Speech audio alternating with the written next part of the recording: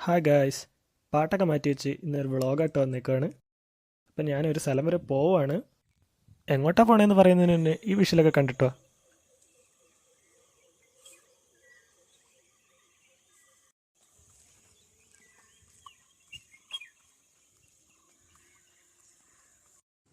പെട്ടെന്ന് തന്നെ ബസ് കിട്ടി. രാവിലെ ആയതുകൊണ്ട് ബസ്സിലധികം ആളൊന്നുമില്ല. ആളില്ലാത്ത ബസ്സിൻ്റെ ആ ഷോട്ട് എടുക്കാനായിട്ടാണ് ഞാൻ ബസ്സിൻ്റെ ഏറ്റവും ബാക്ക് സീറ്റിൽ തന്നെ കയറിയിരുന്നത്.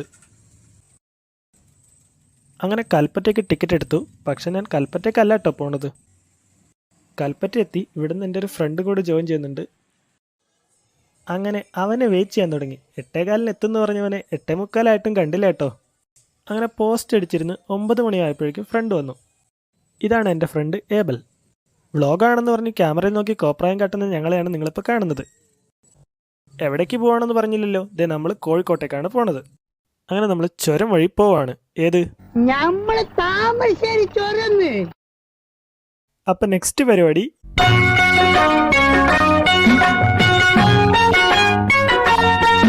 അങ്ങനെ നല്ലൊരു ഉറക്കമൊക്കെ കഴിഞ്ഞ് ഞങ്ങൾ കോഴിക്കോട് സ്റ്റാൻഡിലെത്തി.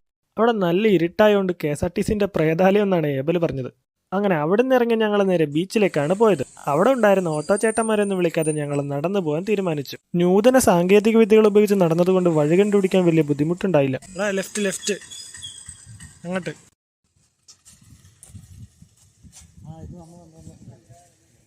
രാവിലെ 1 ഉണ്ടായിരുന്നുള്ളൂ, ഇപ്പതേ 5-6 എന്നാലും പ്രശ്നമൊന്നും ഉണ്ടാക്കിയില്ല കേട്ടോ. ബീച്ച് പടിഞ്ഞാറ് ഭാഗത്താണെന്ന് പറഞ്ഞ് മാപ്പൊക്കെ ഓഫാക്കി നടന്ന ഞങ്ങളിപ്പോൾ ഇങ്ങനെ ഒരു വഴിയിലാണ് എത്തിയത്. അവിടെ ഏതോ റോട്ടിൽ കയറുന്നുണ്ട്. അങ്ങനെ ബീച്ചിലെത്തി. ഈ ബീച്ചിൽ വെച്ച് നടക്കുന്ന ലിറ്ററേച്ചർ ഫെസ്റ്റ് കാണാനാണ് ഞങ്ങൾ വന്നത്. ബീച്ചിലേക്ക് വന്നതല്ലേ, അപ്പൊ പിന്നെ ബീച്ച് കണ്ടിട്ടാവും അടുത്ത പരിപാടി എന്ന് വിചാരിച്ച് ഞങ്ങൾ നേരെ ബീച്ചിലേക്ക് ഇറങ്ങി. മമ്മൂട്ടിയോ?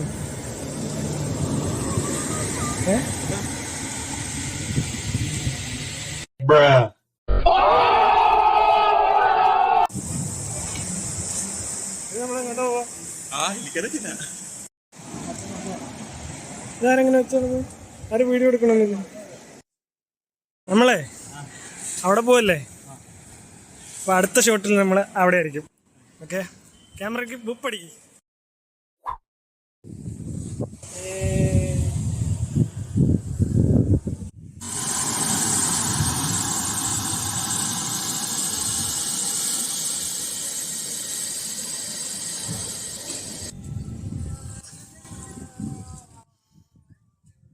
ചേട്ടൻ കടലിൽ പോണു. ഇത് നമ്മൾ കാണിച്ചത് ഈ ചേട്ടൻ, പക്ഷെ അവിടെ ഈ ചേട്ടനുണ്ട്, ഇവിടെ ചേട്ടനുണ്ട്, ഇതുണ്ട്, കുറേ ചേട്ടന്മാർ. അവിടുന്ന് പിന്നെ ഞങ്ങൾ ഐസ്ക്രീമൊക്കെ മേടിച്ച് കഴിച്ചു. സോറി, ഐസ്ക്രീം അല്ല, കുൽഫി. അത് കഴിഞ്ഞ് പ്രോഗ്രാമിലേക്ക് പോയി. ഡോക്ടർ ശശി തരൂരും ഞാൻ മലയാളി എന്ന വിഷയത്തെക്കുറിച്ചാണ് സംവദിക്കാൻ പോകുന്നത്. ഇങ്ങനൊരു വേഷം ഇട്ടാലും ഞാനൊരു മലയാളിയാണ്. എന്തുകൊണ്ടായിക്കൂടാ? എന്തിനാണ് നമ്മൾക്ക് ചെറുതത്? ഞാൻ ആക്ച്വലി വിചാരിച്ചു ശ്രീകണ്ഠൻ നായർ ഉറപ്പമായിട്ട് മുൻകൊടുത്തിട്ടുണ്ടാവും. ഞാൻ വിചാരിച്ചു മനഃപൂർവ്വമായിട്ടില്ല, ഞാൻ മുൻകൊടുക്കില്ല. കാരണം നമുക്ക് മലയാളികളെ കുറിച്ച് എന്തിനാണ് സ്റ്റെറിയോടൈപ്പ് ചെയ്യാൻ ആവശ്യം? അത് കഴിഞ്ഞ് ഫുഡ് കഴിക്കാനായി ഇറങ്ങിയപ്പോഴാണ് ഇങ്ങനെ ഒരു കാഴ്ച കണ്ടത്. ഇത് കടൽക്കാക്കയാണോ? അറിയുന്ന ആരെങ്കിലും കമന്റ് ചെയ്യട്ടോ.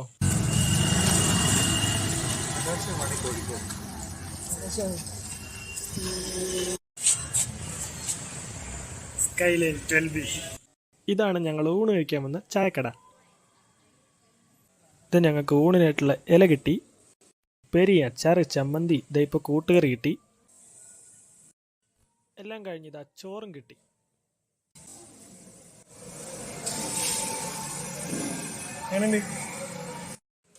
അങ്ങനെ സാമ്പാറും മീൻകറിയും വന്നു. ഏബല് മീൻകറി മേടിച്ചു. ഞാൻ വെജ് ആയതുകൊണ്ട് സാമ്പാർ മാത്രമേ മേടിച്ചുള്ളൂ. ഇതെന്താ?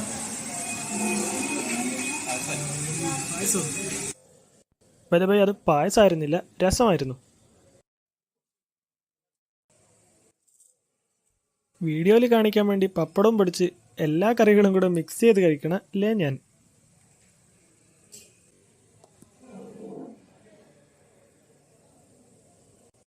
നല്ല വിശപ്പുണ്ടായിരുന്നുകൊണ്ട് 2 വട്ടം ചോറ് മേടിച്ചത് മൊത്തം ഫിനിഷ് ചെയ്ത്.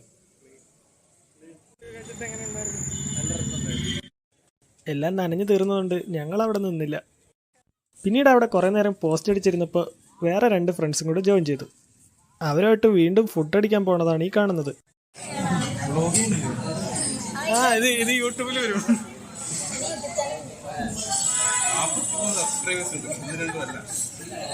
ഹായ് പറ. മെനു ഒക്കെ കാര്യമായിട്ട് നോക്കുന്നുണ്ട്. ഇനി എന്തെങ്കിലും വെറൈറ്റി ഡിഷായിരിക്കും ഓർഡർ ചെയ്യണത്. അങ്ങനെ വളരെ വെറൈറ്റി ആയിട്ട് ഞങ്ങൾ ഓരോ ലൈം സോഡയും അവർ ചിക്കൻ ബിരിയാണി മേടിച്ചു. ലൈം സോഡയ്ക്ക് ടച്ചിങ്സ് ആയിട്ട് ബിരിയാണിയുടെ കൂടെ കിട്ടിയ അച്ചാറെടുത്ത് നക്കുന്നല്ലേ ഞാൻ. അഭിനയിക്കണം.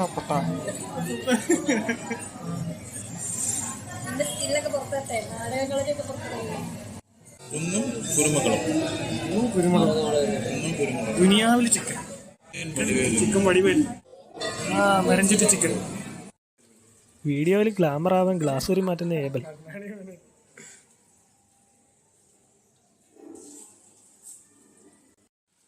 അങ്ങനെ അതെല്ലാം കഴിഞ്ഞ് ഞങ്ങൾ തിരിച്ച് ബസ് സ്റ്റാൻഡിലേക്ക് നടക്കാൻ തുടങ്ങി. സോറി, ഇവരെ പരിചയപ്പെടുത്താനുള്ള ഗ്യാപ്പ് കിട്ടിയില്ല. ഇപ്പോൾ കൂടെയുള്ളത് ഗൗരി. പിന്നെ ഫുഡ് കഴിക്കുമ്പോൾ കൂടെ ഉണ്ടായിരുന്ന ബ്രോയുടെ പേര് നവനീത്. സ്റ്റാൻഡിലെത്തി ഈ ബസ് കണ്ടതും വേഗം ചാടിക്കറി സീറ്റ് പിടിച്ചു. കുറേ കാലത്തിന് ശേഷമാണ് ബസ്സിൽ നിന്ന് ഇഞ്ചിമുട്ടായി കഴിക്കുന്നത്. താമരശ്ശേരി എത്തിയപ്പോൾ ഗൗരി ഇറങ്ങി. ദേ പോണു. അപ്പോൾ ഇനി വീണ്ടും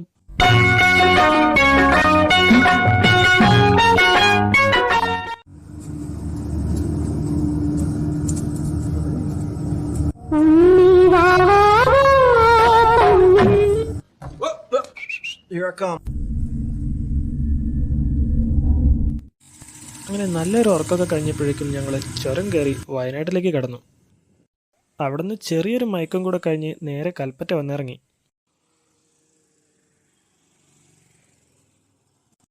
അവന് പെട്ടെന്ന് ബസ് കിട്ടിയോണ്ട് ദേ ടാറ്റ പറഞ്ഞു പോണു. അധികം വൈകാതെ എനിക്കും ബസ് കിട്ടി.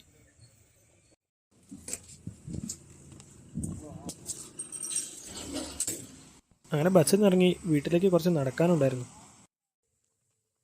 രാവിലെ ഇറങ്ങിയപ്പോൾ ഉള്ള പോലെ തന്നെ ഇപ്പോഴും ഒരു വടിയൊക്കെ പിടിച്ചാണ് കേട്ടോ നടക്കുന്നത്. അങ്ങനെ വീട്ടിലെത്തി. ഇനി അടുത്ത വീഡിയോയിൽ കാണാം. Bye bye.